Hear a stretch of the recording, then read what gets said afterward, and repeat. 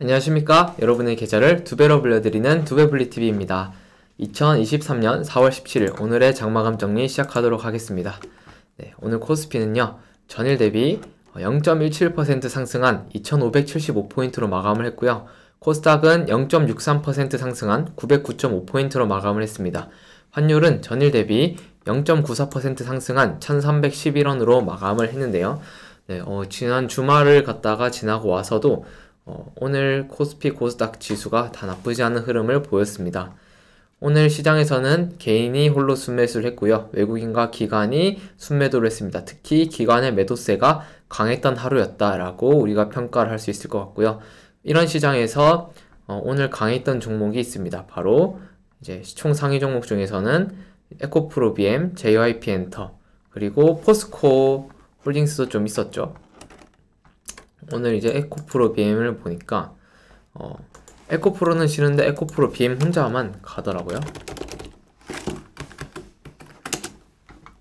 네. 에코프로는 쉬어주는 모습이었고, 이제 다들 에코프로가 급락하면 안 된다 이런 말씀들 많이 하시는데, 제 생각에는 급락은 안 할 것 같다라고 생각을 합니다. 왜냐하면 이게 지켜줄 자리를 지켜줄 때, 기술적으로 봤을 때 말이죠. 지금 3거래일째 지켜줄 자리를 잘 지켜주는 모습이다. 그래서 이 안에서 횡보를 하거나 아니면 여기를 이탈하게 됐을 때는 조금 이제 뭐 급락할 확률이 높아지지만, 그래도 아마 조금 위에 기술적 반등했다가 다시 하락했다가 하면서 그런 식의 모습을 볼 확률이 높다 생각을 하고요. 갑자기 수급이 팍 들어오면서 뭐 급등해도 이상하지 않다라고 생각은 합니다. 하지만 급등을 하더라도 여기서 뭐 더 2배를 가겠습니까? 아니면 3배를 가겠습니까? 그 부분은 아마 투자하신 분들이 판단을 하셔야겠죠. 그러면 에코프로 BM이 이제 6% 상승을 하면서 상승을 했고요. 에코프로 BM이 이제 하락분을 거의 다 잡아먹는 듯한 모습을 오늘 보였습니다. 그렇기 때문에 뭐 에코프로 BM이 내일 또 마저 이렇게 상승하는 모습이 나오면 에코프로도 따라갈 수도 있겠죠. 네. 하지만 이 두 종목 다 지금은 조심해야 되는 자리 맞고요. 좋은 종목이지만 조심은 해야 된다라고 생각을 합니다. 그 덕분에 아무튼 코스닥 지수는 이제 밀리지 않고 마감을 했고요. 이제 체감상 오늘 주도한 업종이 크게 없었던 하루였던 것 같습니다. 그리고 JYP엔터가 3.88% 상승을 했는데, 이제 JYP가 계속 오르더라고요. 보니까 JYP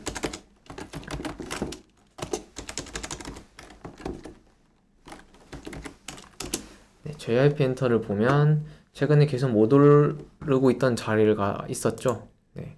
그 자리가 한 이 부근쯤 됐는데, 여기를 갖다가 종가 기준을 확실하게 돌파하니까 이어서 계속 좋은 모습을 보여주고 있고, YG 같은 경우에도 뭐 블랙핑크가 지금 미국에서 뭐 대규모 콘서트에서 메인으로 나서고 있고, 그리고 JYP도 점점 수익성 개선이나 뭐 스트레이키즈 보유하고 있는 아이돌들이 계속 좋은 모습을 보여주고 있으니까 주는 멀티플이 계속 올라가고 가치도 점점 올라가고 있다라고 생각을 합니다. 이런 한류 열풍이 계속되고 있는 만큼 저는 이 인기도에 비례해서 우리가 아직 덜 오른 곳을 찾는다 생각을 하면 음식료 쪽을 갖다가 생각을 좀 해야 된다라고 계속 생각을 합니다.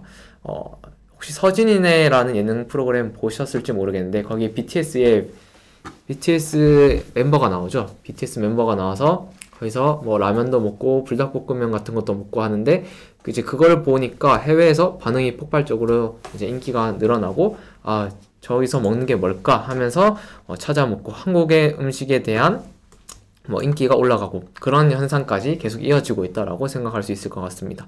그리고 블레이드 리포트에서는 오늘 BHI G2파워가 오늘 좋은 모습을 보였는데요. 오늘 이제 사실 이 기사보다는 이제 웨스팅하우스와의 이제 IP 분쟁 문제가 이제 해결이 되는 이제 기사가 나왔었죠. 오늘 그러면서 좋은 모습을 보였는데, 일단 저희 블레이드 리포트 종목이니까 간단하게 체크하겠습니다. 일단 G2파워 같은 경우에는 저희 보고서 나오고 나서 한 이쯤 보고서가 나갔으니까 지금 거의 2배 가까이 올라간 자리더라고요. 네. 그렇기 때문에 보유하신 분들은 축하드리고, 이제 여기서는 분할 매도를 해야 되는 자리에 슬슬 와간다라고 생각을 합니다. 여기는 이 장대 음봉, 그리고 여기 두 번 막혔었죠. 그렇기 때문에 뭐 일부 여기서는 안정적인 차익 실현을 해줬어야 됐다라고 생각을 하고요. 그리고 그걸 모르고 보더라도 블릭스 지표상 좀 팔아라 라는 시그널이 나오고 있으니까 100% 수익이 났을 때는 더 갈 걸 알더라도 뭐 조금 비중 축소를 하는 게 필요하다라고 생각을 합니다. 더 갈 거라고 생각한 이유는 제가 4월 26일에 윤석열 대통령 국빈 방문 때 주요 의제 중에 하나가 이제 원전이 될 거란 얘기가 많기 때문에 원전 쪽은 그때까지도 일정주로도 접근이 가능하다고 생각을 합니다. BHI 역시도 비슷한 흐름을 보이고 있고요. BHI는 여기 있는 저항까지도 돌파했다. 기술적으로 봤을 때. 오늘 어느 정도 매물이 살짝 나왔다라고 생각을 합니다. 그렇지만 아직 동일하게 상승 여력은 일정주로 보더라도 충분하다고 생각을 하고요. 전고점에 왔을 때는 이제 조금 비중 축소하는 식으로 대응을 하거나 해야겠죠. 근데 오늘 일부 매물이 좀 출회되었다라고 생각을 합니다. 아마 기관들의 물량이지 않을까라고 생각을 하고요. 보통 이제 평균 가격에서 이제 한 2배에서 그쪽 밑에를 봤을 때 오늘 한 10,000원 터치를 했는데 한 이 부분에서 한 5,700원에 2배 딱 한 100% 수익 나온 자리였죠. 여기서 일부 차익 실현 물량이 나왔다라고 생각을 할 수 있을 것 같습니다. 일단 대장을 봤을 때는 두산 에너빌리티가 되는데 이거는 조금 이따가 저희 뒤에 토픽 하면서 얘기를 하도록 하고요. 코스피, 코스닥 시총 상위 종목들을 봤을 때 우리 여기 판때기는 아직까지 시장이 과열권을 유지하고 있다라고 볼 수 있고요. RSI 지표상으로 봐도 코스피, 코스닥 이제 두 가지 다 지금 과열권에 있습니다. 그리고 우리가 포스코홀딩스는 이제 뒤에서 이것도 보도록 하겠고요. 이제 셀트리온 제약 간단하게 한번 볼까요? 바이오 쪽이 올라왔다가 다시 조정을 받고 있는 모습을 보이고 있고요. 이만큼 지금 변동성이 많이 커져 있는 상태인데 지금 여기서 우리가 AACR 일정이 있죠. AACR이 19일에 끝났는데 이게 끝나면 뭐 일부 재료 소멸이 되면서 빠지는 기업들이 있을 수도 있습니다. 그렇지만 우리가 이 시즌이 바이오에선 나쁘지 않은 게 4월 끝나고 나서 두 달 뒤 6월 2일부터인가 6월 1일부터 이제 아스코라고 미국에서 또 이제 암학회가 열립니다.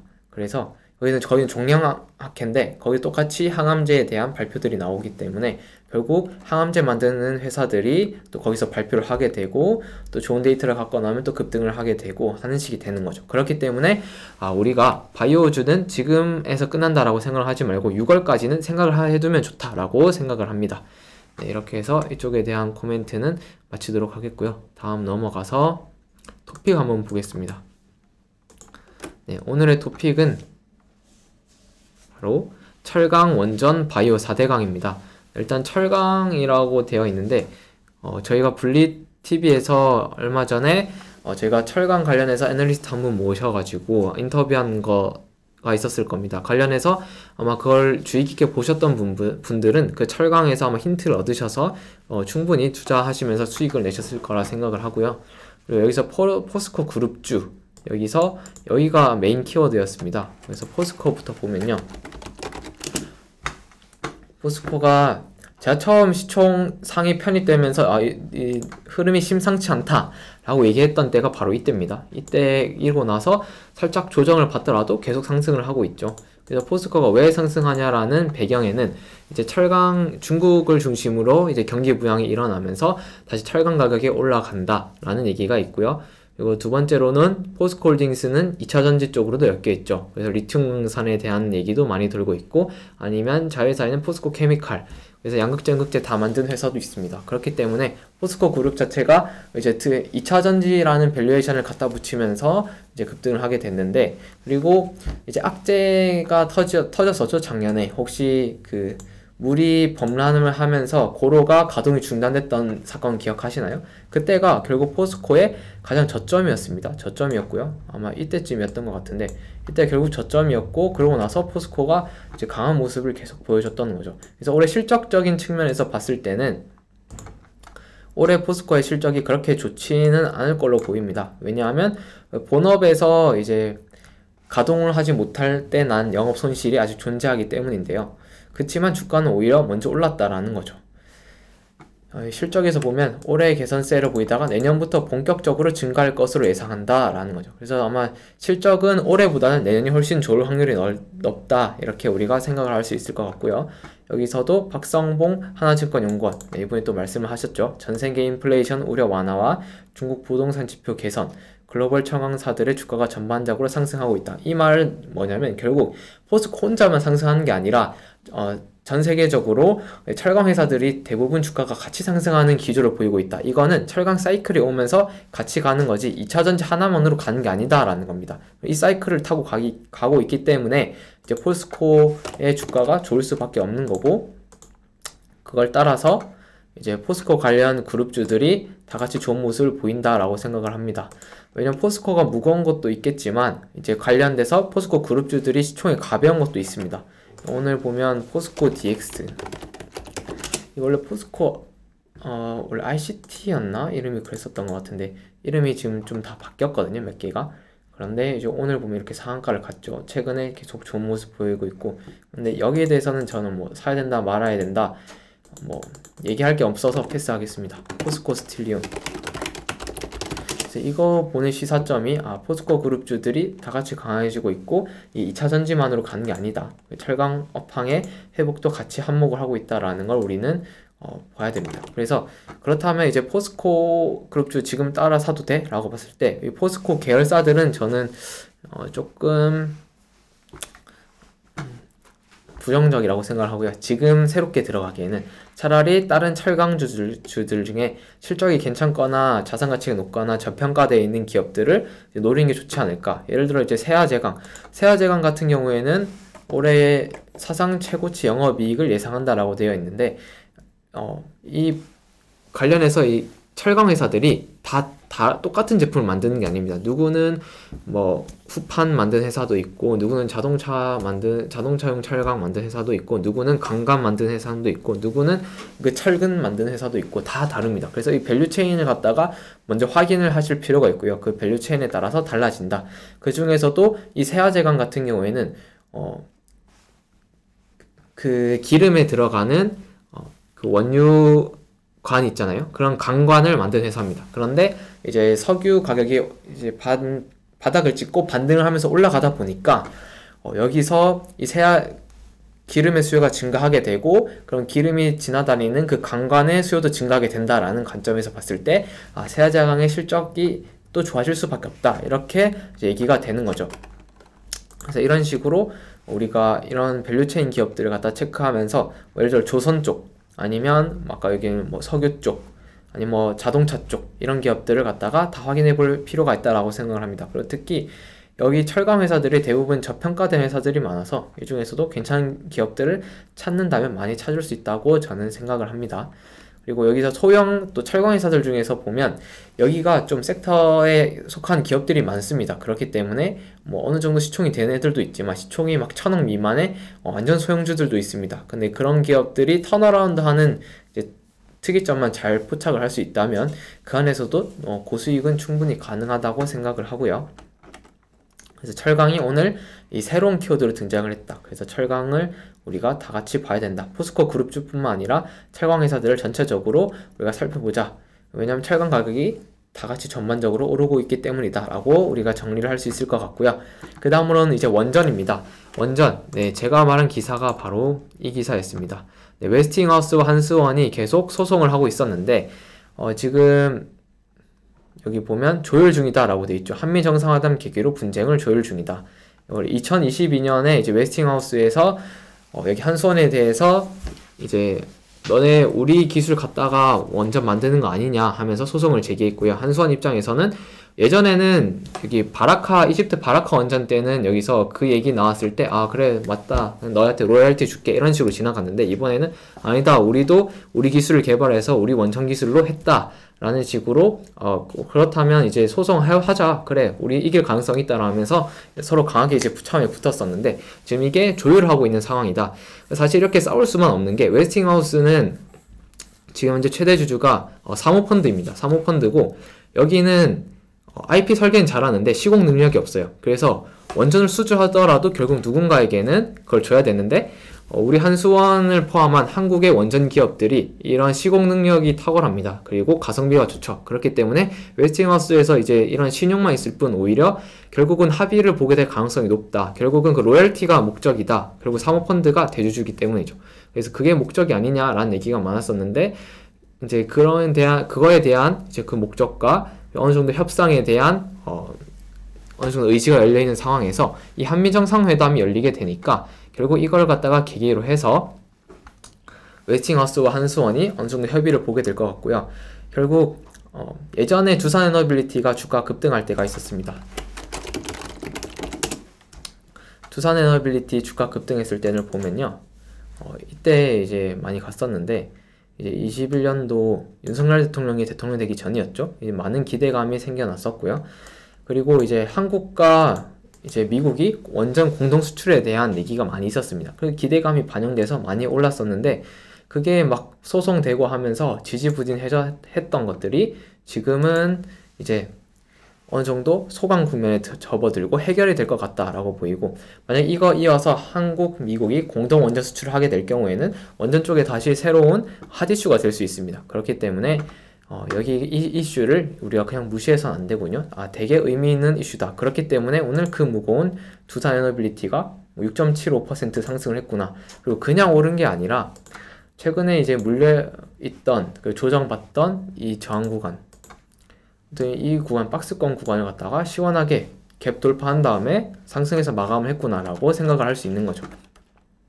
그래서 저는 이것 역시도 일정주 관점에서 접근한다라고 할 수 있다라고 말씀을 드렸었죠. 그래서 윤석열 대통령 이제 국빈 방문에 대해서 한번 지켜봐야 된다. 동시에 뭐 우리 기술처럼 이제 정부에서 밀어주니까 실제로 이제 원전 제어 시스템을 공급하거나 관련해서 이제 수주 계약에 나오는 기업들은 주가 급등을 하기도 합니다. 네, 그래서 이렇게 원전 이슈까지 살펴봤고요. 바이오 같은 경우에는 이 엠폭스 관련해서 뭐 또 13명 됐다고 하는데 기사 내용을 갖다가 핵심만 요약하면 엠폭스가 코로나랑 비교했을 때 밀접 접촉을 해야지 전파가 되고, 그리고 이 질병도 통제 가능한 수준이라서 너무 크게 걱정할 필요가 없다는 겁니다. 그 말은 결국 이게 막 통제 불가능할 정도로 코로나처럼 막 확산될 걱정이 없다는 거죠. 그렇다면 그만큼 주가가 상승할 가능성도 우리는 낮다라고 생각을 할 수 있습니다. 네, 그렇고요. 제약바이오 K항암 신약, 이거는 19일까지 지금 AACR 지금 진행되고 있고요. 관련해서는 뉴스 나오는 것들 체크하시면 될 것 같습니다. 4대강과 관련된 뉴스가 있는데, 이제 오늘 윤석열 대통령이 4대강보 활용 방안을 고민해달라고 한덕수 국무총리에게 지시했다라는 기사가 나왔습니다. 그래서 지금 가뭄이 또 문제가 많죠. 그래서 남부지간의 가뭄 문제가 언급되었다. 그래서 이런 것 때문에 4대강보를 적극적으로 활용을 하고 노후 관론을 신속하게 정비하자라는 얘기가 나오면서 예전부터 많이 나왔던 기업들이 있죠. 관련해서 자연과 환경, 그리고 오늘 이화공영, 이런 기업들이 급등을 했습니다. 그래서 이런 기업들이 지금 없다가 생겼으니까 뭐 당분간 조금 움직일 수 있다라고 생각을 하고요. 뭐 후속주들도 충분히 움직일 수도 있다라고 생각을 합니다. 그리고 이 기사 자체가 만약에 다시 가뭄이 심각하게 올 경우에는 좀 이슈화 될 수도 있다고 생각하는데, 지금에서는 이거는 일시적인 테마성 슈팅이다라고 저는 생각을 합니다. 네, 이렇게 해가지고 오늘 장마감 정리 내용을 제가 쭉 한번 살펴봤고요.